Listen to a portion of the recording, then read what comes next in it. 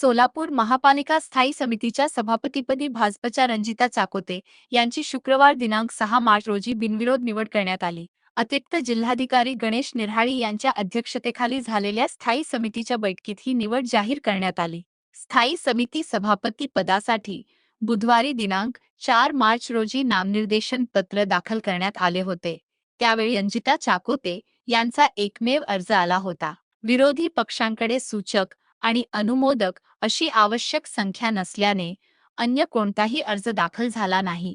त्यामुळे रंजिता चाकोते यांचा एकमेव अर्ज राहिल्याने शुक्रवारी झालेल्या बैठकीत अतिरिक्त जिल्हाधिकारी गणेश निऱ्हाळी यांनी त्यांची बिनविरोध निवड घोषित केली. महापौर विनायक कोंड्याल, सभागृह नेते नरेंद्र काळे, उपमहापौर ज्ञानेश्वरी देवकर, भाजपच्या शहराध्यक्षा रोहिणी तडवळकर, पालिका आयुक्त सचिन ओंबासे यांच्यासह नगरसेवकांनी सत्कार केला.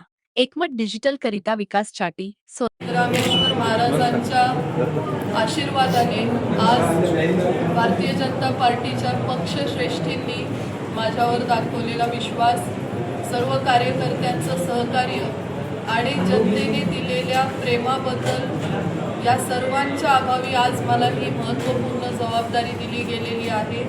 हा माझ्यासाठी सन्मान नसून सोलापूरसाठी मी प्रामाणिकपणे प्रगतीसाठी वाटचाल करण्याची जबाबदारी मी घेतलेली आहे. ती पूर्णतः एकनिष्ठेने आणि प्रामाणिकपणे नक्की पार पाडेल. सोलापूर महापालिकेची तिजोरी समजली जाते स्थायी समिती स्थायी समिती म्हणजे, तर कोणत्या गोष्टींना आपण प्राधान्य देणार किंवा काय बजेटसाठी काय विशेष वेगळं काय योजना असणार आणि समान किती नगरसेवकांना मिळणार अरे तो शेवटला नक्कीच विकासाच्या कामांना प्राधान्य दिलं जाणार आहे.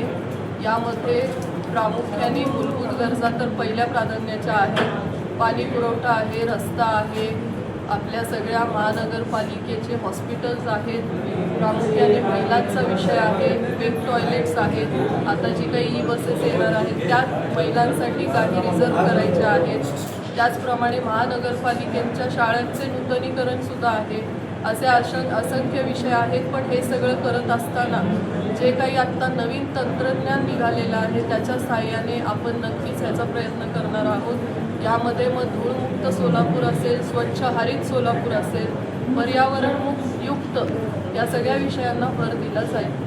सोलापूर स्थायी समिती सभापतीपदी 8 जणांच्या सिनियर लोकांची नावं चर्चेत होती आणि त्याच्यामध्ये तुमच्या गळ्यात मान पडली. नक्की याचं श्रेय कोणत्या विषयात आपली निवड झाली? प्रथम मला असं सांगायचं आहे की ज्येष्ठ कार्यकर्ते ही पक्षाची ताकद असतात. या सर्वांना विश्वासात घेऊन सर्वांच्या मार्गदर्शनाने, सर्वांच्या सहकार्यानेच मी पुढील कामकाज करेन. याचं श्रेय माझ्या पक्षश्रेष्ठींना, आदरणीय फडणवीस साहेब, मुख्यमंत्री साहेब, आमचे पालकमंत्री साहेब जयकुमार भाऊ गोरे साहेब आहेत, आमदार विजयकुमार देशमुख अण्णा आहेत, आमदार सुभाषबाबू देशमुख आहेत, आमदार सचिनदादा कल्याण शेट्टी, आमदार देवेंद्रदादा कोठे यांनी माझ्यावर विश्वास ठेवला. आमचे महापौर साहेब आहेत विनायकदादा कोंड्याल, काल परवा आल्यापासून मला ते अगदी व्यवस्थित सगळ्या कामकाजाची माहिती देत आहेत. आमच्या देवकर ताई आहेत, नरेंद्रदादा आहेत, तेही मला वेळोवेळी सगळ्या सूचना सांगत आहेत. आणि माझा आधारस्तंभ रोहिणीताई तडवळकर, या सर्वांचंच मी श्रेय देते सगळ्यांना. व सर्वात महत्त्वाचे माझ्या सोलापूरची जनता, ज्यांनीही माझ्यावरती विश्वास ठेवला, या सगळ्यांच्या सहाय्याने मी पुढील कामकाज नक्की विश्वासाने आणि ठामपणे करेन. नगरसेवकांना समान निधी दिला जाईल का? 100% सगळ्यांना. कारण मी परवा दिवशीही सांगितलं की हे सगळे नगरसेवक त्यांच्या प्रभागाचं नेतृत्व करत आहेत. त्यांच्यावर जबाबदारी त्या प्रभागाची आहे. प्रत्येक प्रभागाचा विकास झाला पाहिजे. तो विकास होण्यासाठी सर्वांना समान निधी नक्कीच दिला जाईल. यंदाच्या अंदाजपत्रकामध्ये तुमची झलक काय दिसेल? वेगळं पण काय असेल?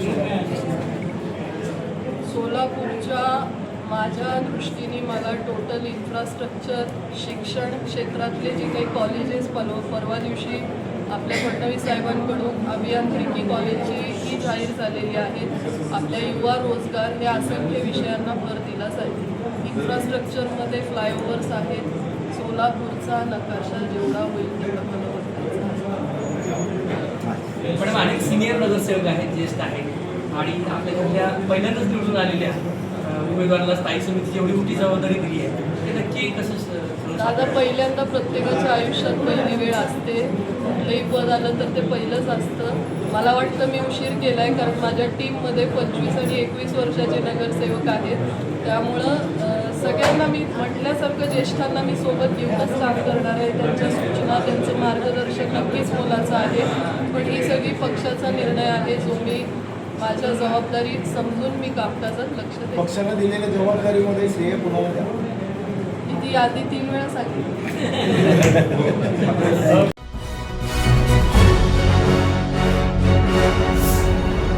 Thanks for watching Ekmat Digital.